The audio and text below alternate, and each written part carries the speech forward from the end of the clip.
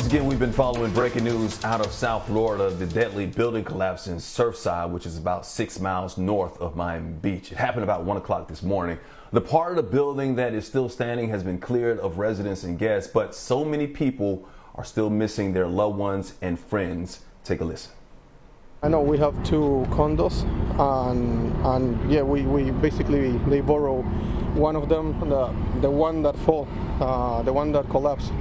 And yeah, that's basically what happened. It's a tragedy. We don't know anything about them. Fingers crossed that they are alive, but like for what I understand, they already took a couple of people, at least 15 if I'm not wrong, alive. God bless them that they are alive, and also, but I don't know anything about them. So I don't know. Hopefully they are alive. Hopefully, like that's all I want. Have you tried to get in contact with them? Yeah, since it happened, like the whole morning, like calling them non-stop, just trying to ring their cell phone as much as we can, like either, to help the rescue, like just to see if they could hear the cell phone, but we have no clue. Yeah, let's go to our Miami correspondent, Stephani Bertini.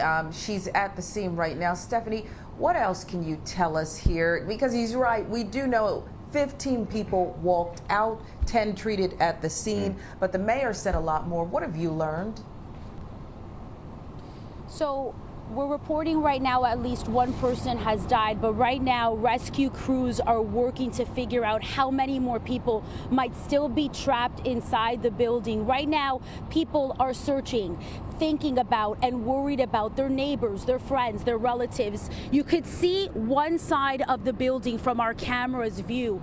The section of the building that collapsed is ocean side, so it's the other side of this facing the water. This is the community of Surfside. It's a pretty affluent area and a small town just north of Miami Beach. This is not something, obviously, that happens all the time in any part of the United States, and I can tell you people here are absolutely in shock that this happened overnight in a community like this.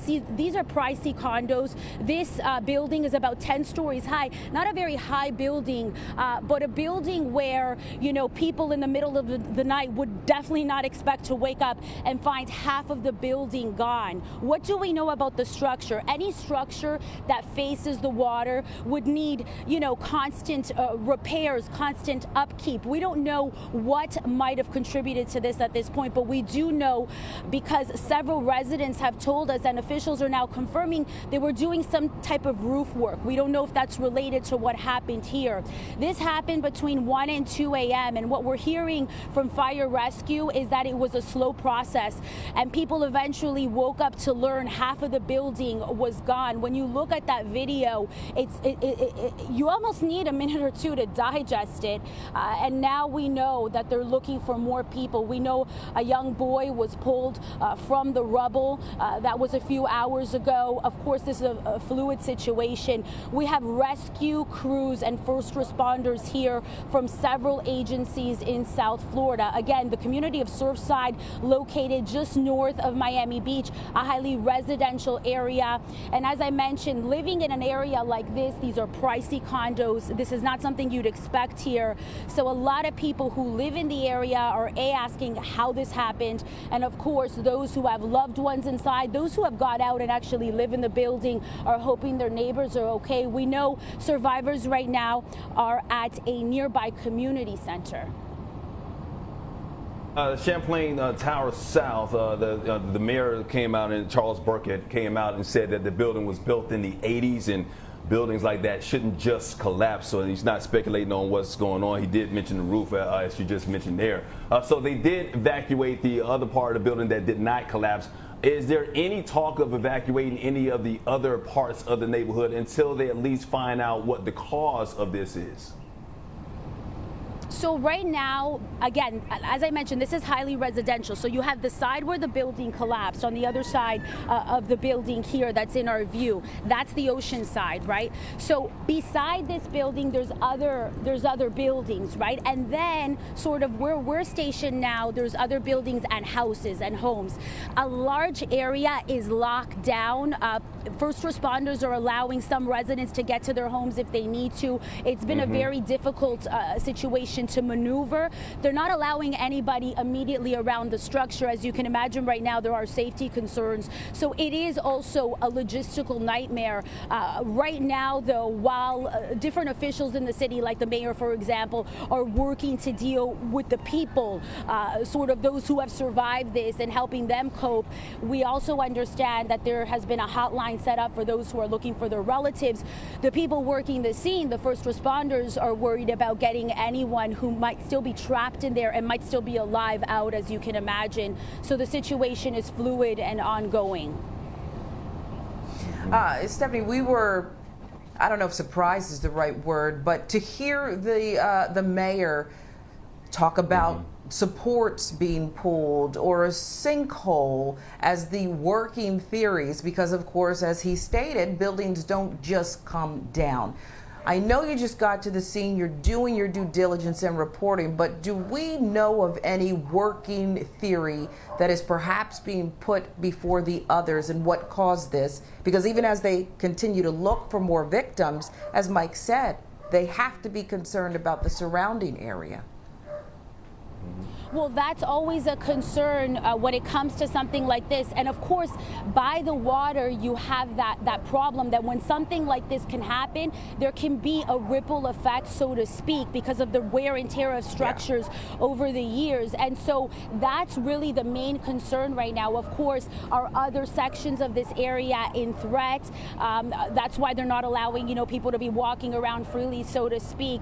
We're working to try to figure out exactly what could have contributed to this. And again, at this point, it's only theories. But what we do know, and for lack of better words, it's surprising, it's astonishing. This doesn't happen, right? This is not something that just happens without something that led up to this.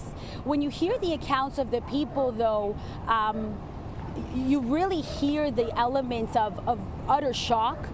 Imagine just waking up and realizing half of the building that you live in is gone. I mean, how do you even put that into words as a reporter? Yeah, how would you? I mean, you're there right now. You see the scene. We see the pictures. We see the video, and we know how we feel here, being there, describing it. And I know you just got there not too long ago after trying to get through all the traffic. How would you describe it? I know they have to wake up in their community and see shock that one of their buildings is gone, but I can imagine in your years of reporting, it's rare to see something quite like this, unless you're in a war zone. Yeah, so look, I mean, I've been reporting in the South Florida area for almost 7 years now. I've never covered something like this, but this is the two sides of a coin, so to speak. So you see those photos, right, of Oceanside and living by the ocean and how that's very coveted. And of course, living by water is pricey anywhere in South Florida, but this is the other side of it. And the major concerns we hear during hurricane season is about the fact that something like this could happen. So you imagine there wasn't even a storm that led up to this. When something like this happens in an area like this, though, what residents start to think about is, look, we're heading into that hurricane season. Could this happen where I live? I don't live too far from here. And when something happens so close to home like that, it really brings in that reality. Look, at this point, we don't know what led up to this. We can't say that there was negligence here, but what we do know is that these types of building need specific upkeep. Now, keep in mind, we're in a pandemic. Everything has been behind, so to speak. Again, I don't know if that's a factor, but the point is that the investigation, after they get done with getting out the survivors, and if we do find out anyone else has died, the next thing is going to be the big question why. And I can tell you, officials here aren't going to leave this one alone for a long time, because there's that big question mark Could this happen in another building just right along the beach? These buildings are side by side. Let me give you guys just a quick look. Can you pan for them? Our photographer Leon Gonzalez is panning here for us, so you can kind of see how close these buildings are to one another. And this is important, right? Because that's the whole question. It happens on one side. What happens to the ground underneath? What can happen? I mean, the water, right beside the water, you have sand, right? Sand and cement. Once the cement starts crumbling, I mean, it's not a good scenario. So we'll be asking those questions. We're working the ground here, and we'll be coming to you live throughout the day here on BNC.